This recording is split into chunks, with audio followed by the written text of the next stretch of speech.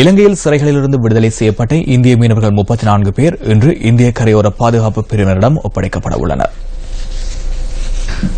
இன்று முற்பகல் 11 மணியளவில் காங்கேசன்துறைக்கு வடக்கியுள்ள சர்வதேச கடற்பரப்பில் இவர்கள் இந்திய கரையோர பாதுகாப்பு பிரிவினரிடம் ஒப்படைக்கப்பட உள்ளதாக கடற்படையின் பேச்சாளர் கேப்டன் அக்ரம் அலவி தெரிவித்தார். காங்கேசன்துறையிலிருந்து இவர்கள் கடற்படையின் 2 கப்பல்கள் மூலம் சர்வதேச கடற்பரப்பை நோக்கி புறப்பட்டு சென்றனர்.